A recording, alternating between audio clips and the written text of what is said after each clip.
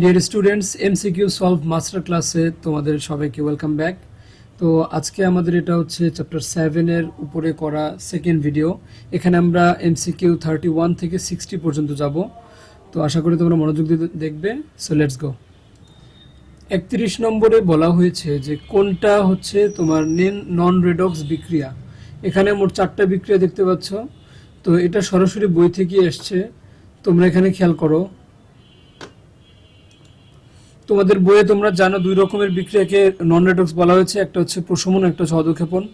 তো অধঃক্ষেপণ বিক্রিয়া তোমরা যদি দেখো, এই যে এখানে যে বিক্রিয়াটা দেখতে পাচ্ছ, এই বিক্রিয়াটাই কিন্তু ওখানে তুলে দেওয়া হয়েছে, অর্থাৎ সিলভার ক্লোরাইড এর পাশে এস লেখা, তার মানে এটা হচ্ছে অধঃক্ষেপ পড়বে। সো তাই এটা হচ্ছে আমাদের নন রেডক্স বিক্রিয়া। তাহলে আমাদের সঠিক উত্তর হবে হচ্ছে ডি। এরপরে দেখো 32 নম্বরে বলেছে কোনটি রেডক্স বিক্রিয়া। তোমাদের বইয়ে 4টি বিক্রিয়াকে রেডক্স বলা হয়েছে, তোমরা জানো। একটা হচ্ছে সংযোজন, আর একটা হচ্ছে বিয়োজন, আর একটা হচ্ছে প্রতিস্থাপন, এবং আরেকটা হচ্ছে দহন। তো এখানে তোমরা দেখতে পাচ্ছ ডি নম্বরে দেওয়া আছে দহন। সো আমাদের আনসার হবে ডি। 33 নম্বরে আমাদেরকে একটা বিক্রিয়া দেখানো হয়েছে এবং বলা হয়েছে যে এই যে বিক্রিয়াটা, এই বিক্রিয়াটা কোন ধরনের। তো এই বিক্রিয়া তোমরা খেয়াল করে দেখো, এখানে কিন্তু একটা উভমুখী তীর চিহ্ন দেওয়া আছে, তার মানে এটা কিন্তু অবশ্যই উভমুখী বিক্রিয়া। উভমুখী তীর চিহ্ন থাকলে উভমুখী বিক্রিয়া হয়। আর এখানে বলা হয়েছে পানি যোজন নাকি পানি বিশ্লেষণ। তো পানি বিশ্লেষণ বিক্রিয়া সম্পর্কে তোমরা জানো যে যেই বিক্রিয়াতে আমরা দেখব যে বিক্রিয়কের বন্ধনগুলো ভেঙে যায় পানির সাথে বিক্রিয়া করে, তখন সেটাকে আমরা বলবো পানি বিশ্লেষণ বিক্রিয়া। তো এখানে খেয়াল করো আমাদের বিক্রিয়ক হিসেবে কি আছে। এখানে বিক্রিয়ক হিসেবে আছে হচ্ছে ইথাইল অ্যাসিটেট, এটা হচ্ছে একটা অ্যাস্টার জাতীয় যৌগ। তো এটার সঙ্গে পানির বিক্রিয়া করার মাধ্যমে এই যে ইথাইল অ্যাসিটেটের মধ্যে যে বন্ধন, এই বিক্রিয়কের এই বন্ধনটা কিন্তু ভেঙে গেছে। তো ভেঙে যাওয়ার পরে কি হয়েছে দেখো, আমরা জানি যে পানি এটা ভাঙলে হয় এইচ আর হচ্ছে ওএইচ। তো এই যে CH3COO এইটার সাথে চলে যাবে কে, এটার সাথে চলে যাবে হচ্ছে এইচ। তাহলে এখানে আমাদের তৈরি হবে অ্যাসিটিক অ্যাসিড বা ইথানোইক অ্যাসিড। আর বাকি যে ওএইচ রয়ে গেল, এই ওএইচটা যুক্ত হবে এইখানে, এই যে ইথাইল গ্রুপের সঙ্গে। তাহলে এটা হয়ে যাবে কি ইথানল। অর্থাৎ এই বিক্রিয়াটা আমরা দেখতে পেলাম যে আমাদের পানির সঙ্গে বিক্রিয়া করে বিক্রিয়ক যেটা আছে ইথাইল অ্যাসিটেট, এটার বন্ধনটা ভেঙে গিয়ে নতুন দুইটা বিক্রিয়ক উৎপন্ন হয়েছে। সো এই জন্য আমরা এটাকে নাম দেব পানি বিশ্লেষণ, পানি যোজন না। তাহলে আমাদের সঠিক উত্তর হবে 1 ও 3 অর্থাৎ বি। এরপর দেখো 34 নম্বরে বলেছে নিচের কোনটি জারক পদার্থ। তোমরা জানো যে যেই রাসায়নিক বিক্রিয়কটা বা যেই কেমিক্যাল এন্টিটি বা যে রাসায়নিক সত্তা ইলেকট্রন গ্রহণ করতে পারে আমাদের রেডক্স বিক্রিয়ার সময়, তখন সেটাকে আমরা বলতে পারি জারক পদার্থ। তো এখানে সঠিক উত্তর হবে হচ্ছে এ, অর্থাৎ অক্সিজেন। কারণ অক্সিজেনের কিন্তু জারণ মান 0 এখানে, এবং তাই অক্সিজেন শুধুমাত্র ইলেকট্রন গ্রহণ করতে পারবে। তাই আমাদের সঠিক উত্তর হবে কোনটি, এ, অর্থাৎ অক্সিজেন। আর তোমরা এটাও জেনে রাখো যে অক্সিজেন যেমন জারক পদার্থ, ঠিক তেমনি হাইড্রোজেন কিন্তু বিজারক পদার্থ। এরপর 35-এ আমাদেরকে বলছে যে এখানে যে নাইট্রেট আয়নটা আছে NO3-, এই নাইট্রেট আয়নে নাইট্রোজেনের জারণ সংখ্যা কত। তো এখানে যেগুলোর উপরে চার্জ থাকবে এরকম, অর্থাৎ যেগুলো হচ্ছে যৌগমূলক, তো সেই যৌগমূলকের ক্ষেত্রে কিন্তু তোমরা যদি জারণ সংখ্যা বের করতে হয় তাহলে একটু কেয়ারফুলি করবে। যেমন এই ধরনের গুলো করার নিয়ম হচ্ছে কি, ধরো নাইট্রোজেনের জারণ সংখ্যা বের করতে হবে, তাহলে নাইট্রোজেনেরটা তুমি ধরে নিবে x, তাই না। আর তোমরা তো জানো যে অক্সিজেনের জারণ সংখ্যা হচ্ছে -2। তাহলে এভাবে খেয়াল করবে, লিখবে যে x আর তার সাথে হচ্ছে আমাদের -2 × 3, আর ইকুয়ালস টু লিখবে হচ্ছে উপরে যেটা চার্জটা থাকবে সেটা, অর্থাৎ এখানে মাইনাস আছে মানে -1, -2 থাকলে -2 লিখতাম, -1 লিখলাম। এরপরে দেখো x, আর এখানে হচ্ছে আমাদের এখানে ভিতরে হচ্ছে -6, তাহলে প্লাস মাইনাসে -6 ইকুয়ালস টু -1। তাহলে আমাদের x ইকুয়ালস টু হবে -1, আর ওই পাশে গেলে +6 অর্থাৎ +5। তাহলে আমাদের সঠিক উত্তর হবে কোনটি, এ, +5। তো তো এভাবে ইকুয়েশন করে ছোট্ট করে তোমরা খুব দ্রুত এগুলো সলভ করার চেষ্টা করবে, কারণ এমসিকিউতে যদি বেশি টাইম থাকবে না। এরপরের প্রশ্নটা খুব সহজ। এখানে যে বিক্রিয়াটা দেখানো হয়েছে আমাদের, এখানে ম্যাগনেসিয়াম আর অক্সিজেনের বিক্রিয়া হয়ে ম্যাগনেসিয়াম অক্সাইড উৎপন্ন হয়েছে। তো এই বিক্রিয়াটা অবশ্যই আমাদের সংযোজন বিক্রিয়া। কেন? কারণ তোমরা জানো যে যখন বিক্রিয়ায় দুইটা বিক্রিয়ক থাকে আর একটা উৎপাদ উৎপন্ন হয়, তখন সেটাকে আমরা সংযোজন বিক্রিয়া বলবো। আবার দহনও হবে, বিকজ এই বিক্রিয়া তোমরা দেখতে পাচ্ছ অক্সিজেন রয়েছে, আর আমাদের যেটা উৎপন্ন হচ্ছে সেটা হচ্ছে একটা অক্সাইড যৌগ, তাই এটা দহন। আর 3 নম্বরে যেটা বলা হচ্ছে নন রেডক্স, এটা হবে না, কারণ আমরা জানি যে দহন কিন্তু একটি রিডক্স ধরনের বিক্রিয়া। তাহলে আমাদের সঠিক উত্তর হবে এ, 1 ও 2। এরপরে 37-এ বলা হয়েছে যে নাইট্রোজেন এবং হাইড্রোজেনের যে বিক্রিয়াটা আছে, অর্থাৎ অ্যামোনিয়া গ্যাস উৎপন্ন হওয়ার যে বিক্রিয়া, এখানে বিক্রিয়াটিতে তাপ প্রয়োগ করলে কি হবে, অর্থাৎ এই প্রশ্নটা কিন্তু লা শাতেলিয়ারের নীতি অনুসারে করা হয়েছে। তো এখানে তোমরা একটা জিনিস খেয়াল করে দেখবা যে এই যেখানে কিন্তু উৎপাদের সাথে প্লাস 92 কিলোজুল আছে, অর্থাৎ তোমাদের এখন বলতে হবে যেটা কি তাপ উৎপাদী নাকি তাপ হারি। এটা অবশ্যই তাপ উৎপাদী বিক্রিয়া। কেন? কারণ আমরা জানি যে তাপ উৎপাদী বোঝার 3টা উপায় আছে। তোমরা যদি দেখো যে ডেল এইচ এর ওখানে নেগেটিভ ভ্যালু দিয়ে মান দেওয়া আছে, তাহলে এটা তাপ উৎপাদী। আবার আমাদের যে উৎপাদ, সেই উৎপাদের সাথে যদি প্লাস আকারে কোনো একটা মান দেওয়া থাকে, তাহলে সেটাও হচ্ছে তাপ উৎপাদী।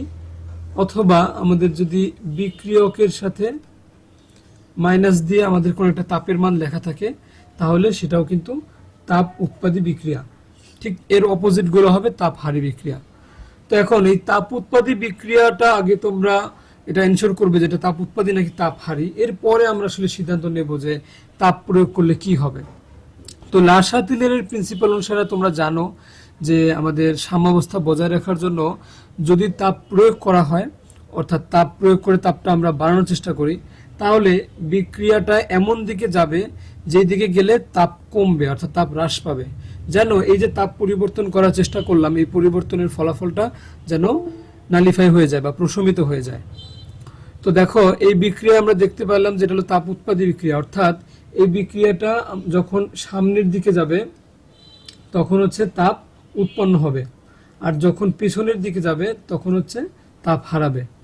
তো এখন আমরা যেহেতু তাপ প্রয়োগ করেছি, তাই এটি পিছনের দিকে গিয়ে তাপ হারাবে, অর্থাৎ তাপ হ্রাস করার চেষ্টা করবে।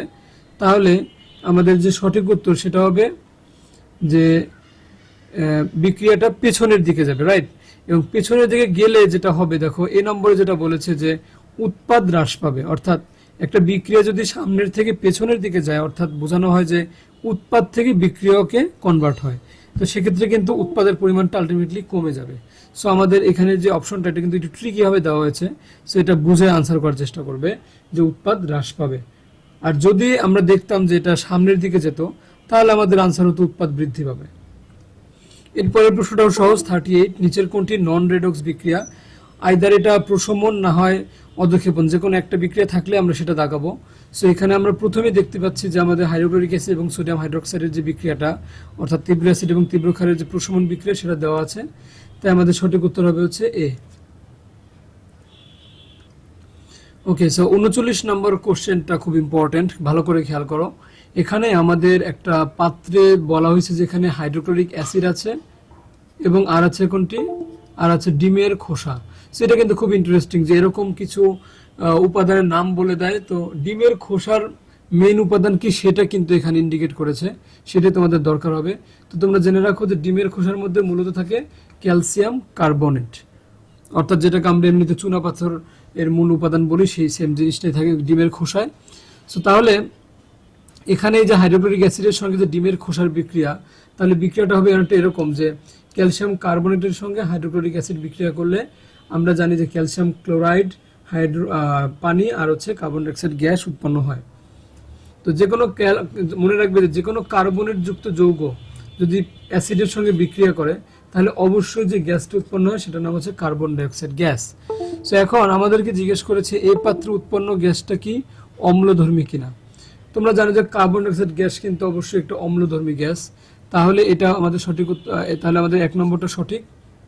এবং তোমরা এটাও জানো যে এই কার্বন ডাইঅক্সাইড গ্যাস অম্লধর্মী বিধায় আমরা কিন্তু যেগুলো আমরা সফট ড্রিঙ্কস হিসেবে খাই সেগুলোতে কিন্তু এই কার্বন ডাইঅক্সাইড গ্যাসটাই পানির সঙ্গে বিক্রিয়া করে যে কার্বনিক অ্যাসিড উৎপন্ন হয় সেটা আমাদের ঘনে ব্যবহার করা হয়। আর বি নম্বরে বলছে যে বি পাত্রে সংঘটিত বিক্রিয়াটি রেডক্স বিক্রিয়া কিনা। এখানে বি পাত্রে কি সংঘটিত হচ্ছে বিক্রিয়া সেটাকে দেখতে হবে। এখানে আমাদের এ পাত্র থেকে খেয়াল করো যে কার্বন ডাইঅক্সাইড গ্যাস কিন্তু উৎপন্ন হয়ে বি পাত্রে পানির সঙ্গে মিশছে। তো তাহলে আমাদের এখানে কার্বন ডাইঅক্সাইডের সঙ্গে পানির বিক্রিয়া হবে এবং উৎপন্ন হবে কার্বনিক অ্যাসিড, তো যেটি কিন্তু রেডক্স বিক্রিয়া নয়। তাহলে আমাদের এই 2 নম্বর অপশনটা ভুল, এখানে কোনো জারণ বিজারণ ঘটেনি। আর তৃতীয় অপশনে বলা হয়েছে বি পাত্রে উৎপন্ন যৌগের 1 মোল = 62 গ্রাম। তো আমরা দেখলাম যেখানে উৎপন্ন হচ্ছে কার্বনিক অ্যাসিড, তো এটার যে 1 মোল সেটা কত গ্রাম সেটা আমাদেরকে ক্যালকুলেট করতে হবে। যেখানে দেখো হাইড্রোজেনের ভর হচ্ছে 1/2 প্লাস কার্বন হচ্ছে 12 প্লাস অক্সিজেন হচ্ছে আমরা জানি 16, তাহলে 16 × 3, তাহলে মোট হচ্ছে কত 2 + 12 + 48, তাহলে আমাদের ওখানে হবে 62। তাহলে এটা কিন্তু সঠিক। সো আমাদের 3 নম্বরটাও সঠিক, তাহলে সঠিক উত্তর হবে হচ্ছে বি 1 ও 3। তো এভাবে যেগুলো উদ্দীপক ওয়াইজ এমসিকিউ দেখবে সেগুলো দেখে ঘাবড়াবে না, এগুলো আনসার করা ইজি হবে তুমি যদি একটু সময় নিয়ে করো। এরপর 40 তে বলা হয়েছে লিথিয়াম অ্যালুমিনিয়াম হাইড্রাইড এই যৌগে আমাদের হাইড্রোজেনের জারণ মান কত। তোমরা জেনে রাখবে যে হাইড্রাইড যে যৌগগুলো আছে সেগুলোর সাধারণত হাইড্রোজেনের যে জারণ মান এটা হয় হচ্ছে -1। তোমরা যদি হাইড্রাইড যৌগগুলো চেনো তাহলে কিন্তু তোমাদের এটা আসলে ক্যালকুলেশন ছাড়াই তোমরা আনসার করতে পারবে। তো এমনিতে তুমি যদি তাও হিসাব করতে চাও তাহলে খেয়াল করে দেখো যে এখানে যে ধাতুর সঙ্গে হাইড্রোজেন যুক্ত আছে এগুলো কি বলে হাইড্রাইড। তো এখানে হাইড্রোজেনের পার্টটাকে আমরা ধরবো হচ্ছে নেগেটিভ আর ধাতুর পার্টটাকে ধরবো পজিটিভ।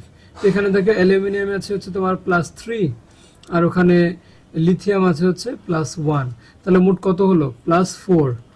আর তাহলে আমাদের হাইড্রোজেনের এই পার্টও থাকতে হবে কত -4। তো এখানে যেহেতু হাইড্রোজেন 4টা আছে সো আমাদের একটা হাইড্রোজেনের জারণ মান হবে কত -4 / 4 = -1। তো এইভাবে ক্যালকুলেট করা যায়। আর সাধারণভাবে তুমি জেনে রাখলে আরো ভালো হয়, যেমন সোডিয়াম হাইড্রাইড এখানেও -1, ক্যালসিয়াম হাইড্রাইড এখানেও কিন্তু -1। আর এমনিতে তো তোমরা জানো যে হাইড্রোজেনের জারণ মান +1 হয়, তো সেটার পাশাপাশি এটাও জেনে রাখো। এরপরে দেখো 41 নম্বরে বলেছে অক্সিজেনের ক্ষেত্রে কোনটি সঠিক। তো প্রথমে এখানে বলা হয়েছে যে অক্সিজেনের যোজ্যতা ইলেকট্রন হচ্ছে 6টি। তো অক্সিজেনের আমরা জানি পারমাণবিক সংখ্যা 8 এবং ইলেকট্রন বিন্যাস হচ্ছে 1:2:4, অর্থাৎ শেষ কক্ষপথে হচ্ছে মোট ইলেকট্রন হচ্ছে 2 + 4 মানে হচ্ছে 6টি। সো এখানে যোজ্যতা ইলেকট্রন 6টি, এটা কারেক্ট। 2 নম্বরে বলা হয়েছে এই অণুটি জারক পদার্থ কিনা। হ্যাঁ, অক্সিজেন জারক পদার্থ, আবার হাইড্রোজেন হচ্ছে বিজারক পদার্থ, এগুলো আমরা জানি।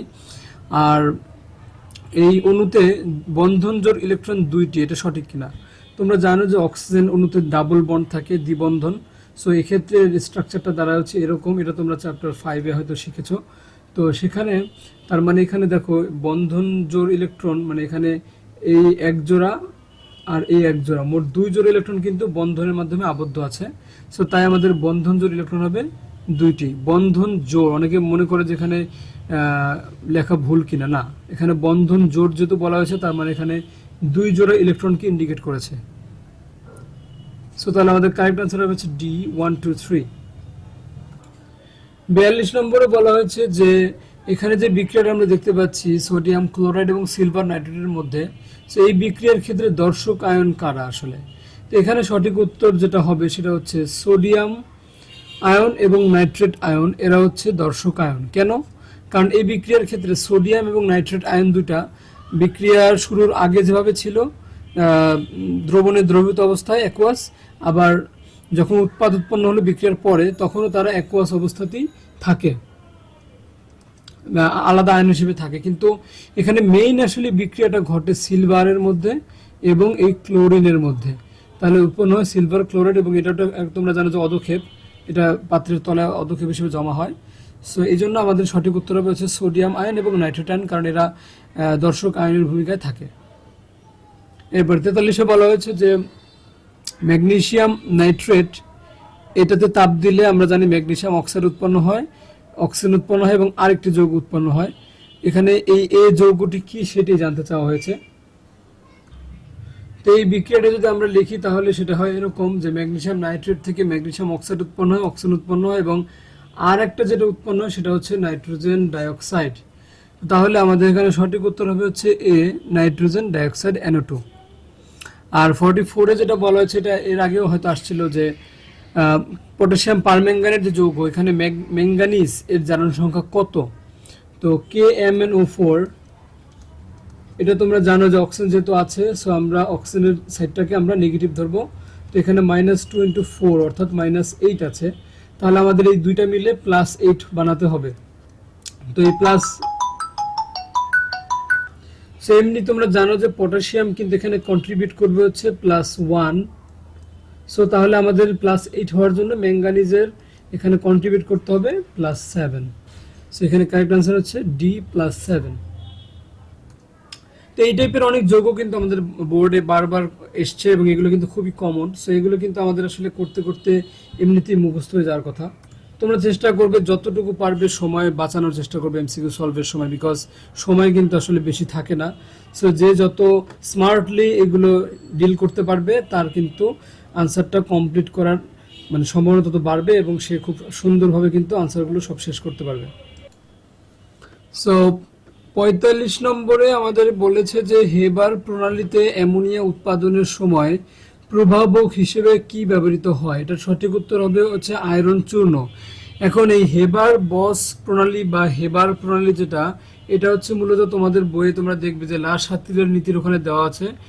অ্যামোনিয়া গ্যাস উৎপাদনের যে বিক্রিয়া আছে সেটা কি আমরা বলি হেবার প্রণালী বা হেবার বস প্রণালী। তো এখানে আমরা 1:3 অনুপাতে নাইট্রোজেন এবং হাইড্রোজেন বিক্রিয়ক হিসেবে ব্যবহার করি এবং আমাদের এটা হচ্ছে একটা তাপ উৎপাদী বিক্রিয়া যেটাতে 92 কিলোজুল তাপ উৎপন্ন হয় এবং এখানে আয়রন চূর্ণ বাদেও আমাদের কিন্তু 200 অ্যাটমসফিয়ার প্রেসার ইউজ করা হয় এবং 400 থেকে 450 ডিগ্রি সেলসিয়াস তাপমাত্রা ব্যবহৃত হয়। সো এগুলো তোমরা জেনে রাখো, যদি কাজে লাগে তাহলে তোমরা সেটা ব্যবহার করতে পারবে। কিন্তু এটা কিন্তু খুবই ইম্পর্টেন্ট একটা বিক্রিয়া আমাদের কেমিস্ট্রিতে। এরপর 46-এ বলা হয়েছে ম্যাগনেসিয়াম ক্লোরাইডের সাথে কত অণু পানি যুক্ত থাকে। তোমাদের বইয়ের পানি যোজন বিক্রিয়ার অংশে তোমরা যদি দেখো যে ম্যাগনেসিয়াম ক্লোরাইডের সঙ্গে কিন্তু 7 অণু পানি যুক্ত থাকে এবং এটাকে বলা হয় হেপ্টাহাইড্রেট ম্যাগনেসিয়াম ক্লোরাইড।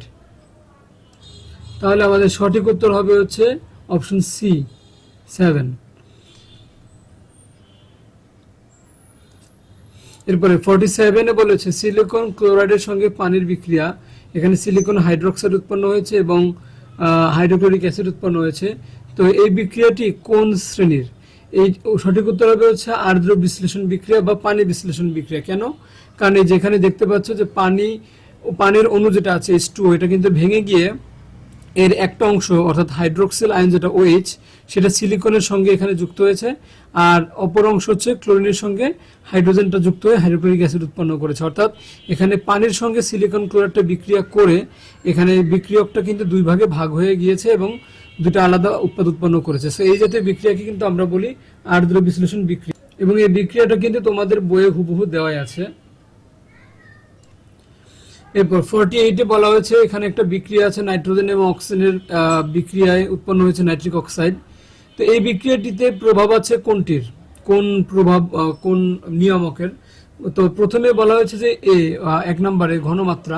তো আমরা জানি যে সকল বিক্রিয়ার ক্ষেত্রে কিন্তু ঘনমাত্রার প্রভাবটা আছে, বিকজ তুমি যদি বিক্রিয়কের ঘনমাত্রা বাড়িয়ে দাও তাহলে সেটা কিন্তু সামনের দিকে গিয়ে বিক্রিয়কের ঘনমাত্রা কমানোর চেষ্টা করবে, আবার উৎপাদের ঘনমাত্রা বাড়ালে সেই বিক্রিয়াটা কিন্তু পিছনের দিকে অগ্রসর হয়ে সেটি কিন্তু উৎপাদের ঘনমাত্রা কমানোর চেষ্টা করবে। অর্থাৎ ঘনমাত্রার প্রভাবটা কিন্তু সব বিক্রিয়ার ক্ষেত্রেই থাকে। এরপরে তাপের প্রভাব আছে কিনা সেটা আমরা বুঝতে পারবো। এখানে ডেলএইচ এর মানটা দেখো +180 কিলো জুল, অর্থাৎ এটা হচ্ছে একটা তাপহারী বিক্রিয়া। সো তাপ উৎপাদিত তাপহারী বিক্রিয়ার ক্ষেত্রে অবশ্যই তাপের প্রভাব থাকবেই। আর লাস্টে বলা হচ্ছে চাপের প্রভাব আছে কিনা। চাপের প্রভাব এখানে আছে কিনা তোমরা বুঝবে কিভাবে, দেখো বিক্রিয়কের এখানে দুইটার মূল সংখ্যা হচ্ছে 1+1 অর্থাৎ 2। আবার এখানে আমাদের ডান পাশে দেখতে পাচ্ছি উৎপাদের মোট মূল সংখ্যা হচ্ছে 2, অর্থাৎ বিক্রিয়ক এবং উৎপাদের যদি মোল সংখ্যা সমান হয়ে যায় তাহলে ওই বিক্রিয়ার ক্ষেত্রে চাপের কোনো প্রভাব থাকে না।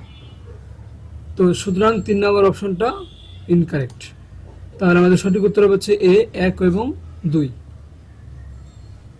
49 নম্বর প্রশ্নটা খুবই সহজ। এক অণু ফেরাস সালফেট অণু কত অণু পানির সঙ্গে যুক্ত হয়? এটা আমাদের পানি যোজন বিক্রিয়ার ওখান থেকে আসছে, তোমরা দেখো এই যে ফেরাস সালফেট কিন্তু 7 অণু পানির সঙ্গে যুক্ত হয়ে থাকে। হেপ্টাহাইড্রেট ফেরাস সালফেট বলা হয়। সঠিক উত্তর ডি 7। এরপরে সোডিয়াম, এটা কিন্তু সোডিয়াম অক্সাইড না, খেয়াল করো এখানে বলা হয়েছে সোডিয়াম সুপার অক্সাইডের কথা। তো এই সোডিয়াম সুপার অক্সাইডে অক্সিজেনের জারণ সংখ্যা কত? আমরা জানি সুপার অক্সাইডে অক্সিজেনের জারণ সংখ্যা হয় -12, তাই সঠিক উত্তর হবে -12 সি। কারণ সোডিয়াম অক্সাইডের তোমরা সংকেত শিখে রাখো Na2O, কারণ আমরা জানি যে একজনের যোজনী আর একজনের জায়গায় লেখা হয়। তো অক্সিজেনের যোজনী তোমরা জানো 2, তাই এখানে 2, আর সোডিয়ামের যোজনী 1, তাই এখানে হচ্ছে মনে মনে 1 আছে। তো এটা হচ্ছে নর্মাল সোডিয়াম অক্সাইডের সংকেত। আর যখন এখানে তোমরা দেখবে যে NaO2 লেখা, তার মানে এটা কিন্তু এই নর্মালের ব্যতিক্রম, তাই এটা হচ্ছে সুপার অক্সাইড বলা হয় এটাকে। আর লাস্টে বলা হয়েছে 1 নম্বরে যে কোনটি অম্লধর্মী, এটা সঠিক উত্তর হবে হচ্ছে silicon dioxide SiO2। Silicon dioxide আমরা মূলত বালিকে বলে থাকি, যেটা হচ্ছে অম্লধর্মী। 52 নম্বরে একটি বিক্রিয়া দেখানো হয়েছে ফেরাস ক্লোরাইড থেকে ক্লোরিনের সাথে বিক্রিয়া করে ফেরিক ক্লোরাইড উৎপন্ন হয়। এই বিক্রিয়াটিতে দর্শকায়ন কয়টি? এখানে সঠিক উত্তর হবে হচ্ছে বি, অর্থাৎ 4টি। কারণ এখানে ফেরাস ক্লোরাইডের এই যেখানে যে 4টি ক্লোরাইড আয়ন আছে, এই 4টি ক্লোরাইড আয়নের বাম পাশের থেকে ডান পাশে যাওয়ার সময় এদের আসলে কোনো পরিবর্তন হয় না, অর্থাৎ দর্শকায়ন হিসেবে কাজ করে। এরপরে 53তে বলা হয়েছে কোনটি শুধু জারক রূপে ক্রিয়া করে? সঠিক উত্তর হবে হচ্ছে বি Fe3+। কেন? কারণ আমরা তো তোমাদেরকে আগে বলেছি, এরকম কোশ্চেন আগেও ছিল যে জারক রূপে ক্রিয়া করতে পারে কারা? যারা ইলেকট্রন গ্রহণ করতে পারে, ঠিক আছে। সো এখানে বাকি যে আয়নগুলো দেখতে পাচ্ছ এগুলো কিন্তু ইলেকট্রন ত্যাগও করতে পারবে, যেমন Fe2+ আর একটা ত্যাগ করতে পারবে। আবার যেটা হচ্ছে আমাদের এখানে টিনের যে আয়নটা আছে স্ট্যানাস, তো সেটাও কিন্তু আবার ইলেকট্রন আরও ত্যাগ করতে পারবে 2টি। আবার কপারও কিন্তু আরেকটি ত্যাগ করতে পারবে। কিন্তু ফেরিক আয়ন যেটা আছে Fe3+, এটা কিন্তু আর ত্যাগ করতে পারবে না, শুধুমাত্র গ্রহণ করতে পারবে। সো যেমন এটা যদি একটা ইলেকট্রন গ্রহণ করে, তাহলে কিন্তু সেটা কনভার্ট হয়ে যাবে কিসে? ফেরাস আয়নে। আবার যদি 2টা ইলেকট্রন গ্রহণ করে, তাহলে সেটা কনভার্ট হয়ে যাবে নিরপেক্ষ আয়রন পরমাণুতে। সো বাকিগুলো যেহেতু হচ্ছে না, তাই আমাদের এখানে সঠিক উত্তর হচ্ছে ফেরিক আয়ন। এরপরে 54-এ বলা হয়েছে কোনটি বিজারক? এখানে আমাদের 4টা অপশন দেওয়া আছে। একটা হচ্ছে সোডিয়াম প্লাস আয়ন। তো তোমরা জানো যে বিজারক কারা? বিজারক হচ্ছে তারাই যারা ইলেকট্রন কি করতে পারে? বর্জন করে বা ত্যাগ করে। সেখানে সোডিয়াম প্লাস যেটা আছে, এটা কিন্তু একটা ইলেকট্রন অলরেডি ত্যাগ করে ফেলেছে, তো এটা কিন্তু আর ফার্দার একটা ইলেকট্রন ত্যাগ করতে পারবে না, কারণ এটা অলরেডি অষ্টকপূর্ণ স্থিতিশীল অবস্থায় পরিণত হয়েছে। আবার ক্যালসিয়াম 2+ যেটা, এটাও কিন্তু সর্বোচ্চ 2টা ত্যাগ করতে পারতো, আর ফার্দার কিন্তু এটা ত্যাগ করতে পারবে না, সেটাও হবে না। আবার ডি নম্বরে দেখো ফ্লোরিন আছে। তো ফ্লোরিনে তোমরা জানো যে ইলেকট্রন বিন্যাস হচ্ছে 2, 8, 7, ফ্লোরিনের ইলেকট্রন বিন্যাস হচ্ছে 2, 7। তো এখানে দেখতে পাচ্ছি আমরা শেষ কক্ষপথে 7টি ইলেকট্রন থাকে এটির। তো এটি কিন্তু তো এটি ত্যাগ করার চেয়ে এটি বরঞ্চ একটা গ্রহণ করতে ইচ্ছুক, এবং এই জন্য কিন্তু আমরা দেখে থাকি যে F- হিসেবে ফ্লোরাইড আয়ন হিসেবে থাকে। তো তার মানে এটা কিন্তু ত্যাগ করা সম্ভব না। কিন্তু Cl- অর্থাৎ ক্লোরাইড যে আয়নটা আছে, এটা হচ্ছে ইলেকট্রন ত্যাগ করতে পারবে, অর্থাৎ বিজারক হিসেবে কাজ করতে পারবে, বিকজ এটাতে একটি ইলেকট্রন অলরেডি বেশি আছে, এটি গ্রহণ করেছিল এবং একটি ইলেকট্রন অতিরিক্ত আছে। সো সেই ইলেকট্রনটি এটি ত্যাগ করে আবার এটি নর্মাল যে ক্লোরিন পরমাণু সেটিতে কনভার্ট হতে পারে। সো আমাদের সঠিক উত্তর হবে হচ্ছে সি, Cl- ক্লোরাইড। আর 55-তে বলা হয়েছে পটাশিয়াম কার্বনেটে কার্বনের জারণ সংখ্যা কত? পটাশিয়াম কার্বনেট K2CO3, এটা হচ্ছে এটা সংকেত। তো এখানে কার্বন হচ্ছে যেখানে কেন্দ্রীয় মৌল দেখতে পাচ্ছ। তো অক্সিজেনের পার্টে আমরা যদি ভাবি যেটা হচ্ছে -2 × 3 অর্থাৎ -6, তাহলে প্লাস পার্টে আমাদেরকে +6 ফিল আপ করতে হবে। তো এখানে পটাশিয়াম +1 × 2 হিসেবে এখানে টোটাল কন্ট্রিবিউট করে +2, তাহলে আমাদের কার্বন এখানে কন্ট্রিবিউট করতে হবে +4, তাহলে দুটা মিলে হবে +6। তাহলে আমাদের সঠিক উত্তর হবে হচ্ছে সি, +4। এরপরে 56 বলা হয়েছে যে ম্যাগনেসিয়াম আর জিঙ্ক সালফেটের যে বিক্রিয়াটা, এই বিক্রিয়াটিতে কোনটি জারিত হয়েছে, অর্থাৎ কোথায় জারণ ঘটেছে সেটা বুঝতে পারলে আমরা এটি উত্তর করতে পারি। সো এখানে খেয়াল করো ম্যাগনেসিয়ামের এখানে জারণ সংখ্যা 0, যেহেতু এটা মুক্ত পরমাণু হিসেবে আছে, নিরপেক্ষ পরমাণু। আবার এখানে জিঙ্কের জারণ সংখ্যা হচ্ছে, যেহেতু সালফেটের সঙ্গে আছে তাই +2। আর এখানে খেয়াল করো ডান পাশে ম্যাগনেসিয়ামের জারণ সংখ্যা হয়ে গেছে +2 আর জিঙ্কের জারণ সংখ্যা হয়ে গেছে 0, যেহেতু এটি নিরপেক্ষ পরমাণু হিসেবে আছে। তো অর্থাৎ আমরা দেখতে পাচ্ছি যে এখানে ম্যাগনেসিয়ামের যে জারণ সংখ্যাটা এটা 0 থেকে +2 হয়েছে। তো 0 থেকে +2 কখন হয়? তোমরা জানো যে যখন দুইটা ইলেকট্রন কেউ ত্যাগ করে তখন এটির জারণ সংখ্যা হয় +2, অর্থাৎ এখানেই আমাদের জারণ ঘটেছে। তাই আমাদের সঠিক উত্তর হবে হচ্ছে ডি, ম্যাগনেসিয়াম, কারণ ম্যাগনেসিয়ামের ক্ষেত্রে জারণ ঘটেছে। এবারে 57-এ বলা হচ্ছে পানি শূন্য কপার সালফেট যেটা, এর বর্ণ কোনটি? তোমরা জানো যে পানি থাকলে সেটাকে আমরা বলি ব্লু ভিট্রিয়ল এবং এর বর্ণ হয় নীল, আর পানি যখন থাকে না তখন এর রং হয়ে যায় সাদা, যেটাকে আমরা অ্যানহাইড্রাস বলি। এরপরে 58 নম্বরে বলা হয়েছে ক্যালসিয়াম হাইড্রাইড। এই যে এখানে যোগগুলো দেখতে পাচ্ছি CH2, এটা আমি একটু আগে একটা এমসিকিউতে বলেছিলাম যে ক্যালসিয়াম হাইড্রাইড এই যৌগগুলোতে হাইড্রোজেনের জনসংখ্যা অলওয়েজ -1 হয়। সো এটা তোমরা খুব ইজিলি পারবে। তারপর বলা হচ্ছে কোনটি নন রেডক্স বিক্রিয়া? তো এখানে সঠিক উত্তর হবে হচ্ছে প্রশমন, কারণ আমরা জানি প্রশমন এবং অধঃক্ষেপণ এই দুটো হচ্ছে নন রেডক্স বিক্রিয়া, তোমাদের বইয়ে দেওয়া আছে। এবার আজকের ভিডিওটার লাস্ট যে কোশ্চেনটা 60, সেটা হচ্ছে কোন আয়নটির জারণ সম্ভব? তো জারণ মানে আমরা জানি ইলেকট্রন ছাড়ন বা ইলেকট্রন ত্যাগ করা যে প্রক্রিয়াটা, অর্থাৎ এখানে যে আয়নটা ইলেকট্রন ত্যাগ করতে পারবে সেটির ক্ষেত্রে জারণ সম্ভব হবে। সো এখানে সোডিয়াম তোমরা দেখতে পাচ্ছ, আমরা একটু আগে বলেছি যে সর্বোচ্চ একটি ইলেকট্রনই ত্যাগ করতে পারতো, সো এটি ফার্দার আর ত্যাগ করতে পারবে না, সো এটি জারণ সম্ভব না। তারপরে পটাশিয়ামের ক্ষেত্রে একই অবস্থা। আবার CO2+ অর্থাৎ কপার কিন্তু সর্বোচ্চ 2টাই ত্যাগ করতে পারে, যেটা অলরেডি করে ফেলেছে, সো ফার্দার আর ত্যাগ করতে পারবে না, তা জানানো সম্ভব না। কিন্তু ফেরাস আয়ন যেটা আছে এটা কিন্তু ফার্দার তোমরা জানো যে আর একটা ইলেকট্রন ত্যাগ করতে পারবে এবং সেক্ষেত্রে ফেরিক আয়নে কনভার্ট হতে পারবে। সো এটির ক্ষেত্রে ইলেকট্রন ত্যাগ করা সম্ভব, তাই জানানো সম্ভব। তাই সঠিক উত্তর হবে কি ডি। সো এই ছিল আজকের পরবর্তী 30টি এমসিকিউ সলভ। তো পরবর্তী ভিডিওতে আমরা আরও 30টি তোমাদেরকে সলভ করে দেখাবো। তো আশা করি পরবর্তী ভিডিওতে তোমাদেরকে সাথে পাবো। ততক্ষণ পর্যন্ত আল্লাহ হাফেজ।